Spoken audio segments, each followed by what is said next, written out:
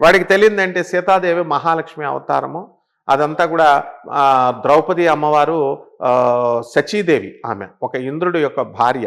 ఆ 5 క్వాలిటీస్ని అడుగుతుంది తపస్సు. She asks the beauty. ఇప్పుడు ఎలాగైతే చదువు కావాలి, అందం కావాలి, అమెరికాలో జాబ్ కావాలి, ఇళ్ళు కావాలి, ఆస్తులు కావాలి, కార్లు కావాలని సగటు మహిళ ఈ రోజున ఎలాగైతే కోరుకుంటుందో, అదే విధంగా అక్కడ ఆ ద్రౌపది అమ్మవారు కూడా తపస్సు చేస్తూ, శివుడిని తపస్సు చేస్తూ బ్యూటీ కావాలి, మైటీ కావాలి అని అడిగినప్పుడు ఆయన ఏం చేశాడంటే మైటీ అన్ని 5 కలిపి ఒక చోట కుదరదు కాబట్టి 5 దేవతలు 5 పర్సన్స్గా క్రియేట్ చేశారు. 5 పర్సన్స్గా క్రియేట్ చేసి ఏం చేశాడు, 5 పుట్టించాడు. ఆమె తపస్సు చేస్తూ పతిందేహి పతిందేహి పతిందేహి అని 5 సార్లు అడుగుతుంది లార్డ్ శివాని. అప్పుడు ఆ ఇంద్రుడిని 5 పార్ట్స్గా డివైడ్ చేసి ఆ 5 సేమ్ బాడీ సేమ్ సోల్ని 5 పార్ట్స్గా చేసి పాండవులుగా ఇచ్చాడు. అయితే ఈ పాండవులు ఉన్నప్పుడు ద్రౌపది అమ్మవారు ఒక్కొక్కళ్ళతో కాపురం చేస్తున్నప్పుడు నెక్స్ట్ 4 మెంబర్స్ ఆ ప్రెమిసెస్లోకి రాకూడదు. There are certain conditions. ఆమె అగ్ని నుంచి పుట్టింది, ద్రుపద మహారాజు కుమార్తె, ఆమె ద్రౌపది అని అందుకే అంటారు. ఆమె స్వయంవరం, ద్రౌపది స్వయంవరం కదా. ఇక్కడ ఏం జరుగుతుందంటే ఈ యొక్క దుష్టద్యుమ్నుడు కూడా పుట్టి ద్రోణాచార్యుడిని చంపడానికి వచ్చాడు. బాగుందంతా కూడా. సో ఈ ద్రౌపది అమ్మవారికి కొన్ని రూల్స్ అండ్ రెగ్యులేషన్స్ ఉంటాయి. మహాత్ముల జననము, మహాత్ముల గురించి మామూలు మనుషుల్లాగా మనం అనుకొని నాకు 2 కళ్ళు ఉన్నాయి, 2 ముక్కు ఉన్నాయి, సో దేవుడు కూడా అంతే అనుకుంటే వాడికి ఏం అర్థం కానట్టే. అందుకనే వీళ్ళందరికీ కూడా వాళ్ళు మామూలు మనుషుల్ని మహాత్ములతో పోల్చకూడదు. కాబట్టి ఇప్పుడున్నటువంటి వాళ్ళు కూడా ఇది తెలియక మామూలుగా మహాత్ముల గురించి పోల్చకూడదు అనమాట. ద్రౌపది అమ్మవారి గురించి రాంగ్గా మాట్లాడాడు. అయితే అనసూయ గారు రకరకాల వీడియోలు పోస్ట్ చేయడం జరిగిందనమాట. ఒకసారి ఇన్సెక్యూరిటీస్ అన్నారు, తర్వాత నేను బయటికి వెళ్ళినా సరే నన్ను చూసే వాళ్ళు ఎవరైతే, నేను నా వేషధారణ వేరే రకంగా ఉన్నా సరే చూసేవాళ్ళు అందరూ ఒక అక్కగానే భావించాలి, ఒక చెల్లెలనే భావించాలి, సమాజంలో ఉన్న వాళ్ళందరూ నా అన్న తమ్ముళ్ళే, నా భర్త తప్ప అనే వాక్యాలు చేశారు.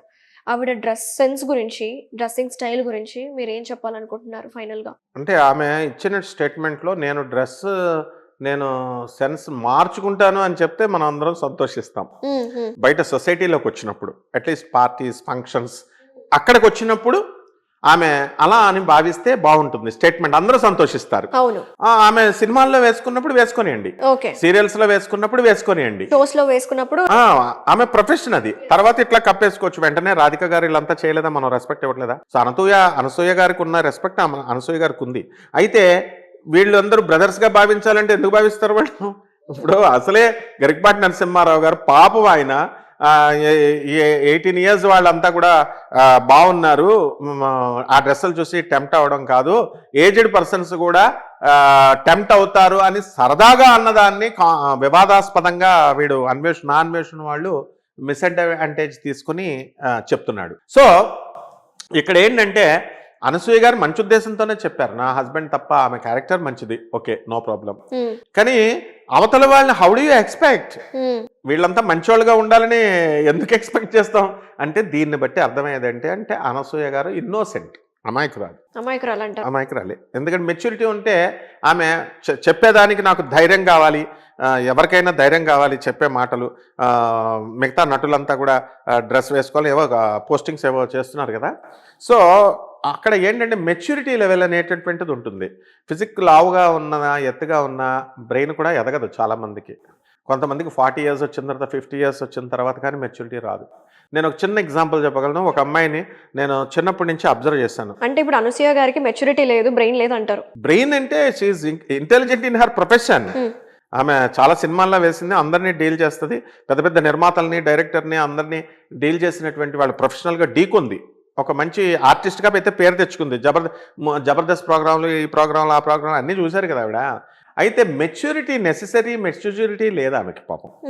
ఉంటే నన్ను తమ్ముళ్ళుగా చూడండి, నన్ను అక్కగా చూడండి అని అంటే వీళ్ళు చూడాలిగా జనాలు అందరూ అలా ఉండరు కదమ్మా. ఇప్పుడు శివాజీ గారు మంచిగా చెప్తేనే టూ అండ్ ఫ్రో అయిపోయారు, లేదా ఆపోజిట్ పార్టీ ప్రతి దానికి సపోర్ట్ చేసేవాళ్ళు, వ్యతిరేకించే వాళ్ళు ఉంటారు, ఏమీ లేకపోయినా సరే.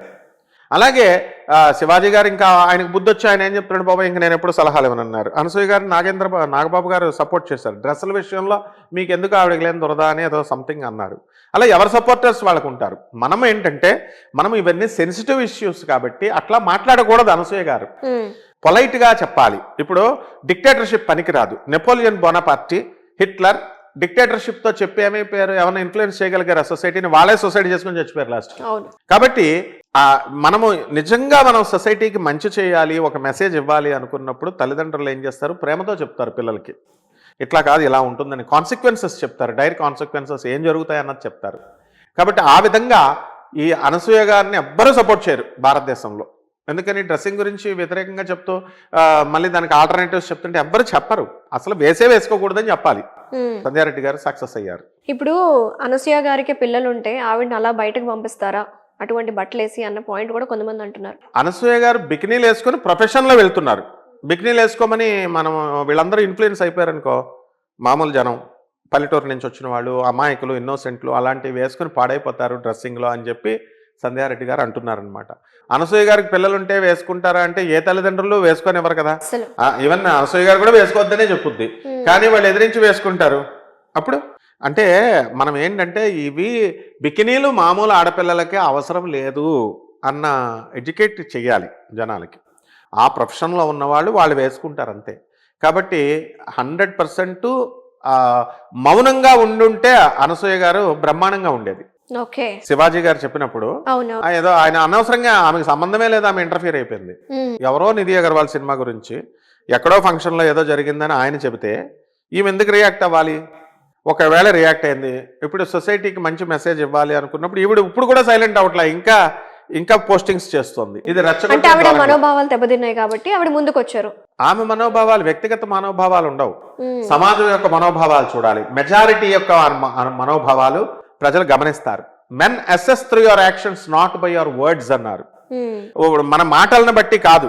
ఇప్పుడు మాట్లాడేటటువంటి సంధ్యారెడ్డి గారు కానీ, లేకపోతే సీతక్క గారు కానీ, లేకపోతే అందరూ కూడా డ్రెస్సులు ఎంత మంచిగా వేసుకుంటున్నారు, వీళ్ళు చక్కగా వేసుకుంటున్నారు. కాబట్టి ప్రజలు వాళ్ళ డ్రెస్సింగ్ని చూసి వాళ్ళకి రెస్పెక్ట్ ఇస్తున్నారు. ఆమె వాళ్ళ చెప్పే మాటలకి మెజారిటీ మంది సపోర్ట్ చేస్తున్నారు. అదే మామూలుగా మనము ఇప్పుడు అనసూయ గారి మాటలకి రెస్పెక్ట్ ఇవ్వరు. ఎందుకంటే by your actions, where is your dress, Liberty కావాలన్నారు వేర్. కాబట్టి మనము ఫస్ట్ యాక్షన్స్, అనసూయ గారిది ఈ విషయంలో ముమ్మాటికి తప్పే. She would not have interfered in such drastic conditions, అలాంటి కండిషన్స్ ఉన్నటువంటి in such sensitive matters. So from this Anasuya గారికి కావాల్సినంత తెలివి లేదు అని మనం ఇండైరెక్ట్గా మనం ప్రెడిక్ట్ చేయొచ్చు. Sir, thank you so much sir. నమస్తే అండి. Thank you.